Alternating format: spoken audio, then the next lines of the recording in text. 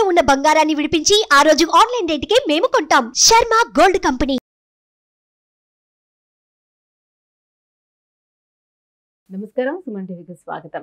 ఈ జూలై మాసంలో ద్వాదశ రాశుల వారికి ఏ రకంగా ఉండబోతుంది, గ్రహ స్థితిగతులు ఎలా ఉన్నాయి, ఎటువంటి ఫలితాలను ఇస్తున్నాయి, వాటికి ఎటువంటి పరిహారాలను పాటించుకోవాలి, ఈ అంశాన్ని తెలియజేసేందుకు మనతో పాటు ఉన్నారు ప్రముఖ జ్యోతిష్య శాస్త్ర పండితులు, జ్యోతిష్య రత్న, జ్యోతిష్య చక్ర వైభవ నిపుణ డాక్టర్ రాళ్లపల్లి రవికుమార్ గారు. గురుగారు నమస్కారం. నమస్కారం. గురుగారు, జూలై మాసం కుంభరాశి వారికి ఏ గ్రహాలు అనుకూలిస్తున్నాయి, ఎటువంటి ఫలితాలను ఇస్తున్నాయి, గ్రహ స్థితిగతులు ఎలా ఉన్నాయి వాళ్ళకి? తప్పకుండా. కుంభరాశి అనగానే మనకి ధనిష్ట 3-4 పాదాలు, శతభిషం 1-2-3-4 పాదాలు, పూర్వభాద్ర 1-2-3 పాదాలు ఈ రాశిలోకి వస్తాయి. సో ఈ రాశి వారి ప్రస్తుతం మటుకు రాహు అస్సలు బాలేడండి, ద్వితీయ స్థానంలో ఉన్నాడు. ద్వితీయ అంటే ఇందాక అనుకున్నాం మనం కుటుంబం, నేత్రం, ధనం, వాక్కు అని. సో పాపగ్రహం ద్వితీయ స్థానంలో ఉన్నంటే ధనానికి ఇబ్బందిగా ఉంటుంది, మనకు రావాల్సిన డబ్బులు రావు, మన ఖర్చులు ఎక్కువగా ఉంటాయి, మనం ఎవరికైతే ఇవ్వాలో వాళ్ళ యొక్క ఒత్తిడి ఎక్కువగా ఉంటుంది, అంటే మనం డబ్బులు ఎవరైతే తీసుకున్నామో వాళ్ళ ఒత్తిడి ఎక్కువగా ఉంటుంది. అలాగే వాక్స్థానం అంటే మన మాట కూడా సరిగ్గా ఉండదు, మనం ర్యాష్గా మాట్లాడడం, అనవసరంగా అవతల వాళ్ళని నొప్పించడం, ఏదో ఒక మాటల చేత మనం బ్యాడ్ అయ్యేందుకు అవకాశాలు ఎక్కువ ఉన్నాయి. అలాగే కుటుంబం అయింది. నేత్రస్థానం అంటే ఆరోగ్యం ప్లస్ కళ్ళు. సో కళ్ళకి ప్రాబ్లం ఏదైనా ఉండడం రావచ్చు, సైట్ రావచ్చు సాధారణంగా, అంటే కళ్ళకైనా ప్రాబ్లం రావచ్చు, ఇన్ఫెక్షన్ రావచ్చు. ఆరోగ్యం కూడా నేత్రం అంటే కళ్ళు ప్లస్ ఆరోగ్యం కూడా. సో ఆరోగ్య విషయంలో కూడా జాగ్రత్త వహించాలి, ఎందుకంటే ఏలినాటి శని కూడా నడుస్తాం కాబట్టి. నాకు అష్టమ స్థానంలో కేతు ఉన్నందుకు వెహికల్ యాక్సిడెంట్ జరిగేందుకు అవకాశం ఉంది. సో వెహికల్ డ్రైవింగ్ జాగ్రత్తగా చేయాలి. సో ధనానికి ఇబ్బంది, కుటుంబంలో చిన్న చిన్న తగాదాలు, ఇబ్బందులు వస్తుంటాయి, అదొక ఇబ్బంది ఉంది.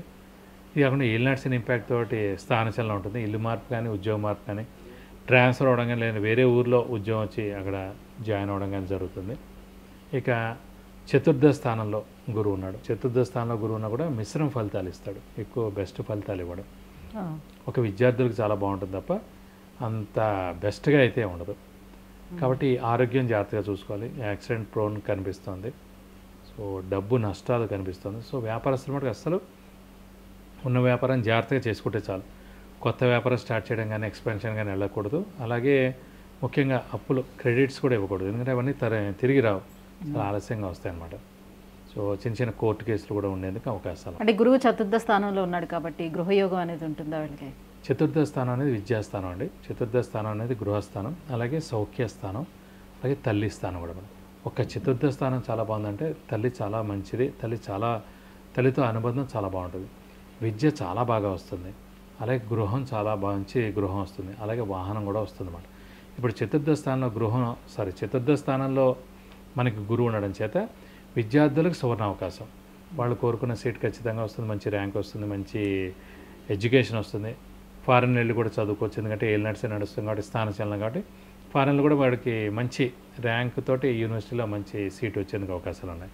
అలాగే గృహం అన్నారు, చతుర్థ స్థానంలో గురువు ఉన్నాడు కాబట్టి ఖచ్చితంగా స్థలం కానీ, ఇల్లు కానీ, పొలం కానీ కొంటారు. ఖచ్చితంగా గృహస్థానం ఖచ్చితంగా ఇప్పుడు నెరవేరుతుంది. ఈ ఏడాది సమయం, నెక్స్ట్ ఏడాది ఏప్రిల్ దాకా ఉంది సమయం. సో ఎప్పుడైనా కొనవచ్చు. కాబట్టి ఇప్పుడు మీకు మంచి లోన్ రావడం ఇవన్నీ కూడా జరుగుతాయి.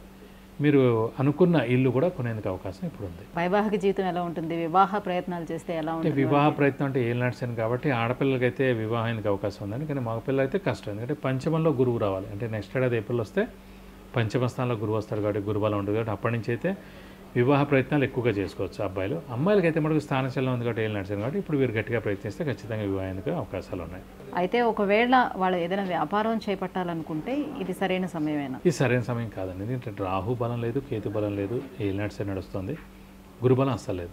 సో కనీసం 1 సంవత్సర కాలం ఆగాలి. నెక్స్ట్ ఏడాది ఏప్రిల్ మే నుంచి గురుబలం స్టార్ట్ అవుతుంది కానీ అప్పుడు ప్రయత్నిస్తారని ఖచ్చితంగా వారు వ్యాపారం స్టార్ట్ చేయదు. మరి ఇంకా ఎటువంటి పరిహారాన్ని పాటించుకుంటే మరింత శుభదాయకంగా ఉంటుంది? ప్రస్తుతం ఏలినాటి శని నడుస్తుంది కాబట్టి దాని ఇంపాక్ట్ ఎక్కువగా ఉంది కాబట్టి వీలైతే ప్రతి శనివారం ఆంజనేయ స్వామి టెంపుల్ వెళ్ళడం, అలాగే మంగళవారం ఆంజనేయ స్వామి టెంపుల్కి వెళ్ళడం, అక్కడ 41 ప్రదక్షిణాలు చేయడం, ఆకు పూజ అంటే తమలపాకులతో పూజ చేయించడం, సింధూర పూజ చేయించడం, వడమాల సమర్పించడం, అవి చేస్తే చాలా మంచిది.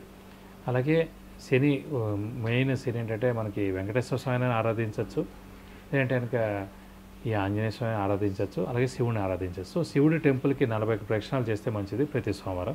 వీలైతే ఒక శనివారం రోజు రక్తదానం చేస్తే దోషం అంతా తొలగిపోతుంది. మరి వీళ్ళకి ఏ గ్రహాలు అనుకూలించట్లేదు అనే విషయం చెప్పారు, అలాగే ఎటువంటి పరిహారాలని మరి వాళ్ళు పాటించుకోవాలి? శనికి సంబంధించిన పరిహారం చేస్తే చాలు.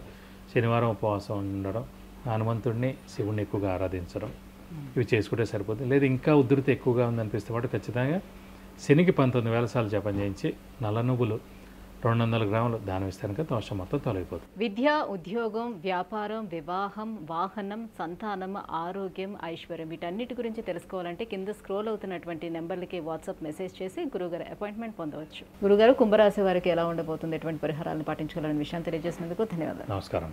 సుమన్ టీవీలో మీ పర్సనల్ అండ్ బిజినెస్ ప్రమోషన్స్ కోసం కింది నెంబర్కి కాంటాక్ట్ చేయండి.